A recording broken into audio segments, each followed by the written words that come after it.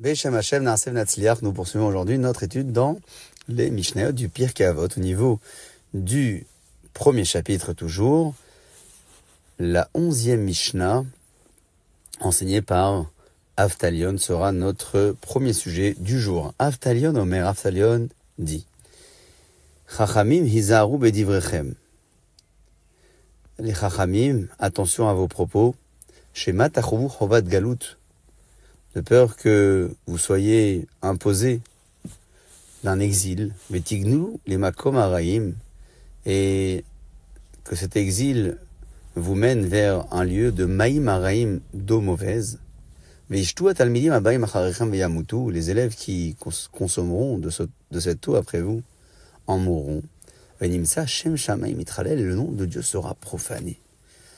De qui parle-t-on ici lorsque le mot chacham a été évoqué? Chachamim.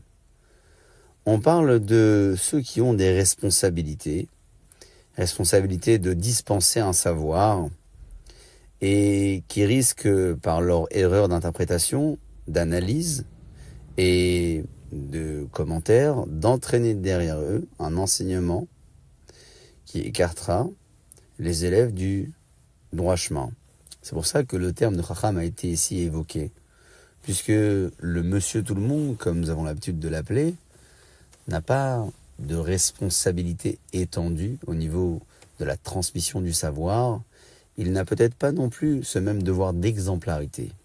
Le chacham, en revanche, devra, lui, considérer que chaque propos qu'il sortira de sa bouche peut, un jour, l'entraîner vers ce qu'on nommait ici le galout, l'exil, où se trouvent les eaux mauvaises. Shema tachovu chovat galout, dit le Rabbi Obadia Barthénora, même si dans le lieu où ce chacham se situe, il n'y a pas de minime, c'est-à-dire d'apikoros, de ceux qui avaient l'habitude de traduire la Torah au sens littéral, sans tenir compte des paroles des sages, il se peut que parmi les lieux où habitera le chacham, il finira par rencontrer une population diverse dans laquelle se trouvera également ces minimes, ces apikoros. Il devra donc veiller à faire extrêmement attention à cela, puisque l'eau a toujours été comparée à la Torah, et une eau qui est mauvaise, c'est un savoir qui est mauvais, c'est un savoir qui a mal été interprété. Si le chacham ne veille pas à cela, les élèves qui viendront consommer de ces eaux ensuite en mourront. Ils finiront par quitter leur mission avec des idées erronées de la Torah, comme l'histoire l'a prouvé avec Antignos, Ish Socho, qui avait des élèves qui s'appelaient Tzadok ou Baitus. Le maître, souvenez-vous, avait dit au début de ce premier chapitre, ne servez pas Dieu comme ce serviteur qui a l'intention de recevoir un cadeau. Ces élèves se sont étonnés en disant à ce moment-là, est-ce possible qu'un homme travaille sans attendre un cadeau, un salaire en retour? Ils ont mal interprété les propos et ils sont devenus ensuite les maîtres de la maison de Sadouk ou Baïtous, les Sadducéens et les Baïtocéens qui ne tenaient pas compte de la Torah orale et qui méprisaient la parole des Chachamim. 12e Mishnah est enseignée par Hillel et Shammai. Hillel et Shammai, rappelez-vous toujours, nous disions qu'il y avait toujours un qui était le Nassi et le second Avbedin. Alors ici, on parle de Hillel et Shammai, ces deux personnages mythiques qui ont reçu leur enseignement et leur Torah des maîtres précédents. Hillel disait « Heve mitalmidav shel Aaron » apprend à être l'élève d'Aaron à Cohen, son disciple au niveau de cette idéologie du shalom, de la paix que véhiculait ce grand personnage. Et d'ailleurs, dit Hillel, Ohev shalom, verodev shalom. Aime la paix et poursuis-la. Ohev et abriot, aime le monde, les briotes, les créatures qui t'entourent, Omekarvan la Torah, et rapproche-les de la Torah. Celui qui considère Aaron à Cohen comme son exemple arrivera à l'imiter en étant comme Aaron HaKohen, Ohev Shalom, il aimera la paix, il la poursuivra, il aimera donc toutes les créatures sans distinction, et il les rapprochera de la Torah. Quel était le comportement d'Aaron HaKohen? Pourquoi a-t-il été nommé le personnage du Shalom, celui qui l'aimait et qui l'a diffusé?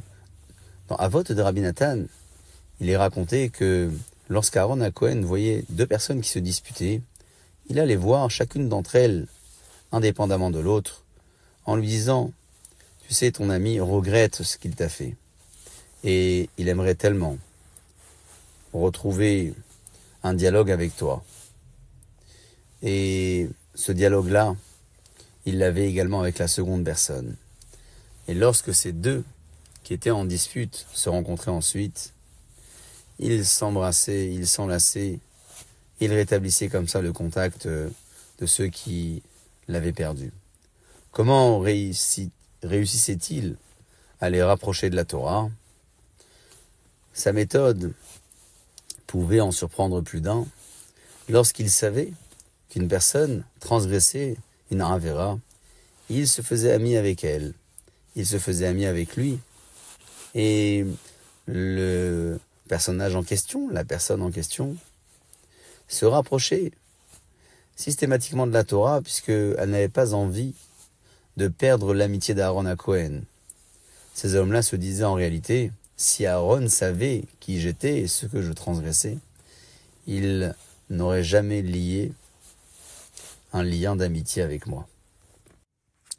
À présent, nous poursuivons la lecture toujours de Hillel, qui disait dans la Mishnah 13, Negad Shema Avad Sheme. Lui disait, Negad Sheme Avad Sheme, celui qui a une grande renommée de par ses fonctions, son statut, finira par perdre cette renommée rapidement. Nous l'avons évoqué un petit peu plus tôt, combien les grandes fonctions de ce que la Mishnah appelait la rabbanout étaient très risquées, et combien l'étendue de cette responsabilité pouvait amener l'homme à la perte. Il fallait être très vigilant pour défendre la responsabilité plus que la fonction, chose qui n'est pas évidente. Negad Sheme Avad Sheme, disait donc ce maître. Et Oudlam aussi, Yasef, celui qui n'ajoute pas la connaissance finira par la perdre.